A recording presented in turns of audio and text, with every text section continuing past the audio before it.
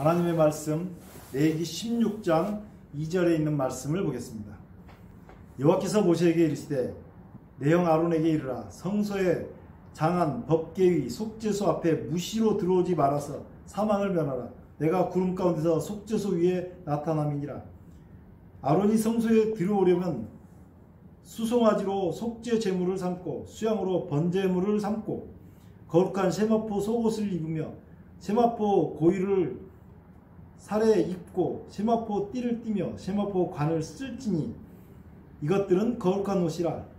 물로 몸을 씻고 입을 것이며 이스라엘 자손의 회중을 위하여 속죄 제물을 위하여 수용소 둘과 번제물을 위하여 수양 하나를 취할지니라.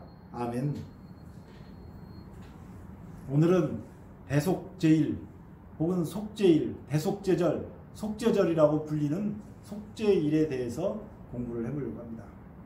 이것을 공부하기 전에 레위기서를 5부분으로 나눠서 공부하는 방법도 제가 설명했는데 오늘은 조금 다른 각도로, 지난번에도 다른 각도로 말씀드렸는데 레위기서를 다른 각도로 좀 설명을 해보려고 합니다. 레위기는 제사가 있고 제사장에 관한 이야기가 나와요. 제사장에 관한 이야기. 그리고 백성에 관한 얘기가 나오고요. 속죄일이 있습니다. 속죄일이. 다시 백성에 관한 이야기가 있고 제사장에 관한 이야기가 있어요. 절기에 관해서 이야기가 있습니다. 그래서 이것을 그림으로 그려보자면 이렇게 그릴 수가 있어요. 이렇게.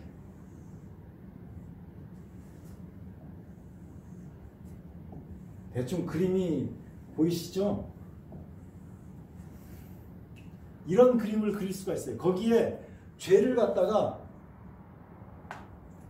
죄를 제거하는 작업이 있습니다. 저주한 자에 대한 과목이 이거고요. 그 다음에는 이렇게 이름을 붙여도 돼요. 천국생활.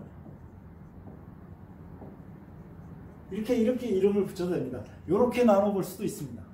거룩한 하나님의 거룩한 백성이 되어가는 과정, 그리고 속죄일을 지나서 거룩한 백성으로 살아가는 방법, 그리고 그 백성들 중에서 죄를 제거하고 그 다음에 천국생활하는 이런 모습으로도 레위기서를 나눠볼 수 있어요. 자, 제사는 다 아시는 대로 5가지 제사가 있는데 1장에서부터 7장까지가 제사에 관한 이야기가 나와요. 제사장은 8장에서 위임식을 하고 9장에서 제사를 지내고 10장에서 다른 불로 제사를 지내는 것까지 해서 제사장 이야기가 이렇게 나옵니다.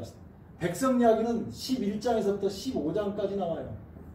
여기에 백성들은 음식을 어떻게 먹어야 되는지, 그 다음에 사절은 어떻게 깨끗하는지, 나병은 어떻게 대처해야 될 것인지, 유출병은 어떻게 대처할 것인지에 대한 것들이 여기에 나와요. 그리고 속죄일이 있습니다. 그 다시 백성에 관한 이야기가 여기에 등장을 해요. 여기 속죄일은 16장인데요. 17장에서부터 20장까지가 백성에 관한 이야기가 나와요. 제사장에 관한 이야기는 21장, 22장에 나옵니다. 그 절기에 관한 이야기가 23장에서부터 24장 9절까지 나와요. 그리고 죄를 제거하는 것이 24장 10절에서부터 24장 끝까지 나와요. 그리고 천국생활이 25장에서부터 27장까지 이렇게 집어넣어도 됩니다. 천국생활에서는 여기에 3가지가 있었죠. 희년에 관한 이야기가 있었고, 예언에 관한 부분이 있었고, 하나님 앞에 어떻게 서원한 것을 어떻게 갚을 것인지 서원에 관한 것들이 있어요. 이렇게 나누어서 공부를 해도 됩니다. 이것은 이렇게 보는 것은 계시록하고 똑같다 그랬어요. 그러니까 계시록 구조하고 똑같이 보려면 이렇게 봐야 하는 거예요. 지난번에는 나누기 쉽게 나눠서 우리가 쉽게 레위기서를 머릿속에 집어넣으라고 말씀을 드린 거였어요. 오늘은 속죄일에 대한 공부를 할 건데 이 속죄일은 굉장히 중요합니다. 7월 10일 날 속죄일인데 속죄일이 있기 전에 7월 1일부터 나팔절이 7월 1일부터 시작되는데 이 나팔절에 사람들이 자기 죄들을 계속 자복합니다. 내가 누구한테 잘못한 거 배상 안 한 거 있는지, 그 계속 다른 사람한테 사과할 일이 있는지, 도둑질한 거 있는지, 하나님의 계명을 어긴 것이 있는지, 그런 것들을 하나님 앞에 자복하고 그 나팔절 시작되면 그런 자기 죄를 회개하는 시간들을 갖습니다.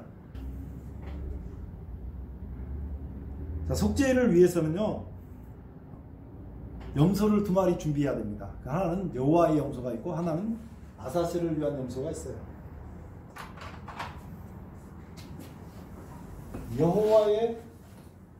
여호와의 염소가 있고 아사셀의 염소가 있어요. 자, 이거는 아사셀의 염소와 여호와의 염소를 둘 다 예수님을 상징한다고 보는 분들도 많이 있습니다. 그렇게 성경을 해석해도 큰 무리는 없습니다. 그래서 저는 조금 다른 시각을 가지고 있어요. 그것을 오늘 좀 말씀을 드리겠습니다. 우리가 그동안 성소를 공부할 때 이거 속죄일은 어디서 하냐면 성소 지성소에서 이야기가 있는데 이렇게 성소 동쪽에서요. 여기 지금 성소가 있고 들어가면 여기에 번제단이 있고 물두멍이 있고 뭐 이런 것들은 지나가고요. 여기 성소가 있고 지성소가 있는데 여기에 법궤가 있습니다. 이 안에 성소에서 지성소 안으로 들어가는 것은 수시로 아무 때나 들어갈 수 없어요. 성소 안에는 매일 들어갔지만 이 지성소 안에는 매일 들어가지 못했습니다. 지성소 안에 매일 들어가면 안 되고요. 죽어요. 1년에 한 차례 들어가요. 1년에 딱 한 차례 들어가는데 1년에 한 차례 들어간다고 해서 한 번만 들어가는 건 아니고 4번을 들어갑니다. 4번을 들어가요. 4번을 이 안에를 들어가는 거예요. 그러면 어떻게 들어가는지 보겠습니다. 레위기 16장 12절 향로를 취하여 여호와 앞 단위에 피운 불을 그것에 채우고 또 2손으로 곱게 간 향기로운 향을 채워가지고 장 안에 들어가서 여호와 앞에 분향하여 향연으로 증거계 위 속죄소를 가리게 할지니 그리하면 그가 죽음을 면할 것이며 제일 먼저 지성소 안으로 들어갈 때는 금향로를 들어갑니다. 금향로가 어디 있었냐면 여기 분향단이 있었거든요. 여기 지금 휘장이 있었으면 휘장 바로 앞에 번제단 앞쪽에 여기에 분향단이 있었어요. 이 분향단에 향로가 있었는데 그 향로를 들고 들어가는 거예요. 연기를 가득 그 안쪽에 이 안쪽에 연기로 가득 채워가지고 속을 연기로 가득하게 한 다음에 그 속에 제사장이 들어가는데 거기에 향로를 갖다 넣으려고 첫 번째 들어가는 거예요. 여기 적어볼게요. 첫 번째는 향로를 가지고 들어갑니다. 향로. 두 번째는요. 14절 그는 또 수송아지의 피를 취하여 손가락으로 속죄소 동편에 뿌리고 또 손가락으로 그 피를 속죄소 앞에 7번 뿌릴 것이며 그러니까 속죄소 동편과 속죄소에 7번 뿌리는 것은 수송아지로 뿌려요. 수송아지는 왜 수송아지로 뿌리겠어요? 첫 번째는 연기를 가득하게 해서 죽음을 면하게 하려고 아주 깜깜하게 해놓고 가는 건데 두 번째는 수송아지를 가지고 들어가는 거예요. 그것은 아론과 그 가족, 제사장들을 속죄해야 되기 때문에 그 두 번째 그것을 가지고 들어가는 거예요. 그래서 수송아지는 아론과 그 대제사장 가족들을 위해서 속죄하니라고 두 번째 들어가는 거예요. 여기에 제사장 가족을 위해서 제사장과 그 가족을 위해서 수송아지를 잡아서 하는 것입니다. 자, 그리고 세 번째 들어갈 때는요. 15절에 보면 또 백성을 위한 속죄제 염소를 잡아 그 피를 가지고 장 안에 들어가서 그 수송아지 피로 행함같이 그 피로 행하여 속죄소 위와 속죄소 앞에 뿌릴지니 그러니까 수송아지 피를 가서 이 단에 있으면 단 동쪽에 뿌리고 단에다 7번 뿌렸는데 그 다음에는 속죄제 염소를 잡아가지고 합니다. 백성을 위해서 속죄제 염소, 그 다음에 백성을 위해서 속죄제 염소, 이 속죄제 염소가 여호와의 염소고 그 백성을 위해서 염소를 잡습니다. 16장 6절 보겠습니다. 아론은 자기를 위한 속죄제 수송아지를 들이되 자기와 권속을 위하여 속죄하고 또 그 두 염소를 취하여 회막문 여호와 앞에 두고 두 염소를 위하여 제비를 뽑되 한 제비는 여호와를 위하고 한 제비는 아사셀을 위하여 할지며 아론은 여호와를 위하여 제비를 뽑은 염소를 속죄제로 드리고 그러니까 여기 속죄제로 드리는 것은 여호와를 위해서 뽑았던 염소가 맞아요. 속죄제를 드리고 아사슬을 위하여 제비 뽑은 염소는 산대로 여호와 앞에 두었다가 그것으로 속죄하고 아사슬을 위하여 광야로 보낼지니라. 이건 광야로 보내는 거예요. 광야로. 여호와의 염소는 어디 가세요? 여호와의 염소는 이 성전 안에서, 성막 안에서 잡아가지고 여기 가서 피를 뿌렸다 그러면 아사셀의 염소, 두 번째 있는 이 아사셀의 염소는 여기 있는 게 아니라 어디로 가버린다고요? 이거는 성막에서, 위에 것은 성막에 쓰는데 아래 것은 광야로 보낸다고 얘기하는 거예요. 자, 그러면 이 여호와의 염소, 속죄제 염소를 잡아가지고 하나님 앞에서 그 피를 뿌린 다음에 제사장이 나와요. 우리 세 번째 들어갔다 나와가지고 이 아사셀의 염소를 보내는 거예요. 레위기 16장 20절에 보면요. 그 지성소와 회막과 단을 위하여 속죄하기를 마친 후에, 이렇게 마친 다음에요. 산 염소를 들이대. 자, 남아있는 아사셀 염소를 지금 얘기하는 거예요.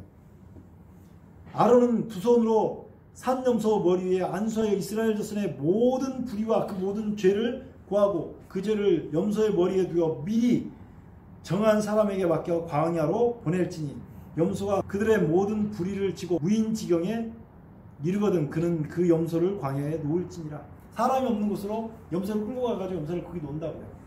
자, 하나는 어디로 들어왔어요? 성막 안으로 들어왔잖아요. 성막 안. 하나는 광야니까 이건 뭐예요? 성막 밖이 되잖아요. 지금 이거 설명이 이해가 되시나요? 자, 그러면 우리가 이런 것을 지금 기억할 수 있어요. 여기 지금 집이 있는데 집 문에다가 뭘 발랐습니까?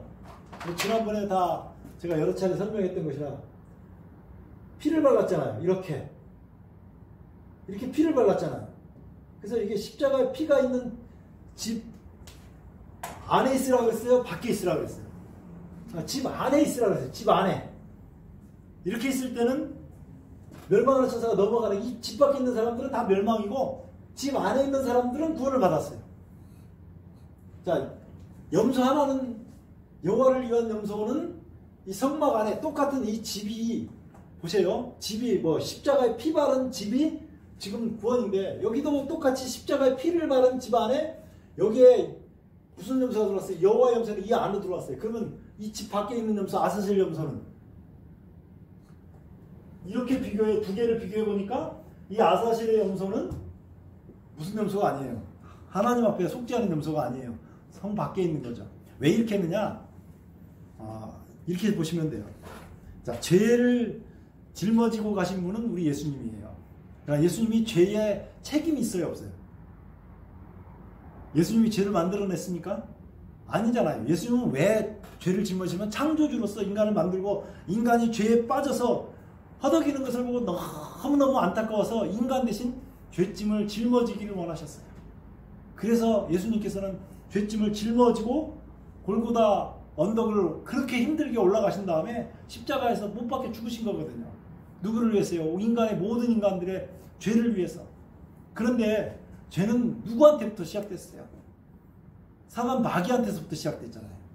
그러면 누구한테도 예수님이 짊어진 것과 똑같은 죄의 책임이 누구한테도 있습니까? 사단 마귀한테도 똑같은 죄의 책임이 있어요. 어떤 사람들은 가끔 이렇게 설교를 들어보면 사단은 무슨 막연한 영적인 존재로만 생각하는데, 사단은 지금 우리 옆에서 우리를 끊임없이 참소하고 우리의 삶을 괴롭히고 우리에게 끊임없이 죄로 유혹해서 빠지게 하려고 지금 노력하고 있어요. 사단과 그 많은 천사들이 우리를 공격하려고 하고 있거든요. 우리가 그런 속에 살고 있어요.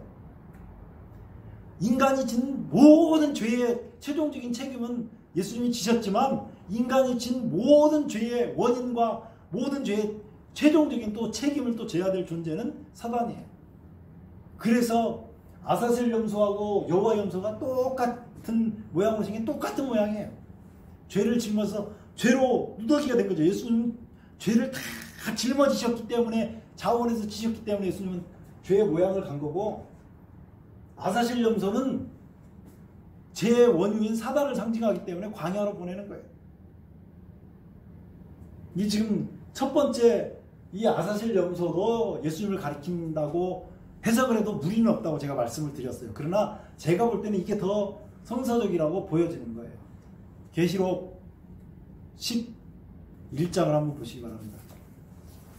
자, 계시록 11장을 먼저 봐야 되는데 계시록 10장부터 먼저 보겠습니다. 계시록 10장 10절요. 내가 천사의 손에서 작은 책을 갖다 먹어버리니 내 입에는 꿀같이 다나 먹은 후에 내 배에서 쓰게 되더라. 제가 이게 무슨 책인지도 설명을 자세히 드렸어요. 저가 내게 말하기를 내가 많은 백성과 나라와 방언과 임금에게 다시 예언하여야 하리라. 예언을 다시 하래요. 그럼 예언을 잘했어요? 못했어요? 제가 맡은 임무가 있어요. 일을 잘 열심히 했어요. 그런데 일을 딱 해서 놔놨더니 일을 다시 하래요. 잘했다는 거예요? 못했다는 거예요? 그러니까 예언을 지금 이 사람들이 잘 못한 거예요. 그러면 그 예언을 다시 하라 그러면 다시 할 예언이 이전에 나오겠어요? 후에 나오겠어요? 그렇죠. 후에 나오겠죠. 11장 1절 보세요. 또 내게 지팡이 같은 갈대를 주며 말하기를 일어나서 하나님의 성전과 제단과 그 안에서 경배하는 자들을 청량하되. 어디서요? 성전과 제단과 그 안에서, 성전 안에서 이 하나님의 이 성소가 있으면, 성소가 있다면 다음에는 성전이 지어지는데 이 성전 안에서 성전 안에서 그렇게 나오는 거예요.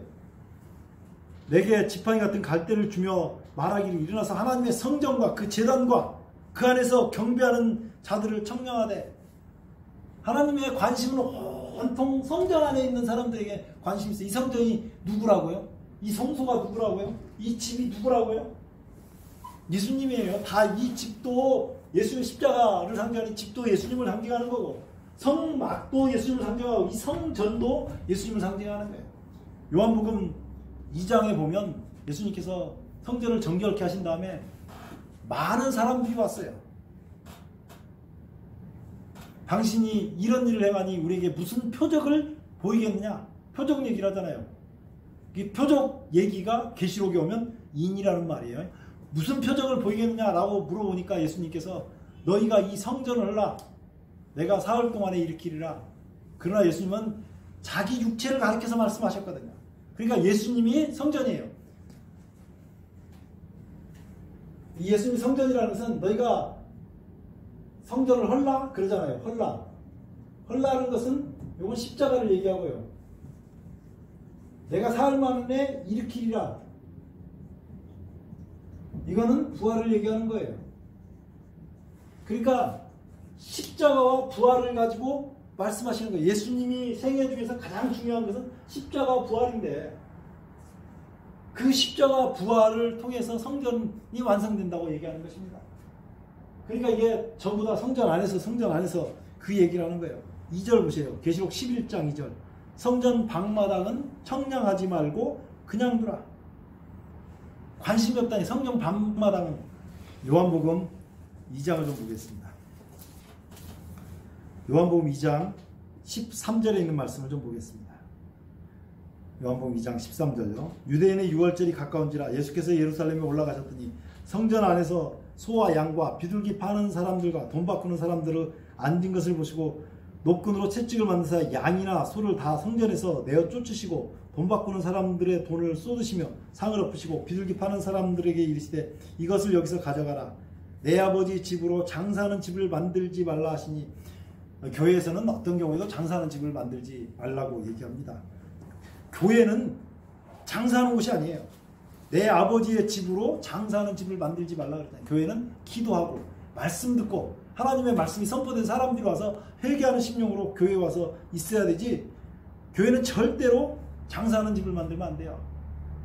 상당히 이건 심각한 말입니다. 요즘에 교회에서 많은 장사들을 하면서 뭘 한다고 그러는데 저는 그게 이 하나님 말씀을 정면으로 부인하는 것이 될까 싶어서 걱정이 되는 거예요. 그랬더니 유대인들이 와서 얘기합니다. 유대인들이 대답하여 예수께 말하기를 내가 이런 일을 행하니 무슨 표적을 보이겠냐. 무슨 표적을 보이겠냐. 그럼 예수님이 뭐에 대해서 얘기할 것 같아요? 표적에 대해서 물어보니까 무슨 표적을 우리에게 보이겠습니까? 라고 얘기하니까 예수님께서 표적 얘기해야 정상이죠. 표적 얘기하십니다. 딱 그 사람이 필요한 것을 정확하게 말씀하시거든요. 19절 보세요. 예수께서 대답하여 가르치되 너희가 이 성전을 하라. 뭘 하려고요? 이 성전을 할래요. 성전을 헐라. 그 다음에 뭐라고 돼 있어요? 내가 사흘 동안에 일으키라. 내가 사흘 동안에 일으키리라.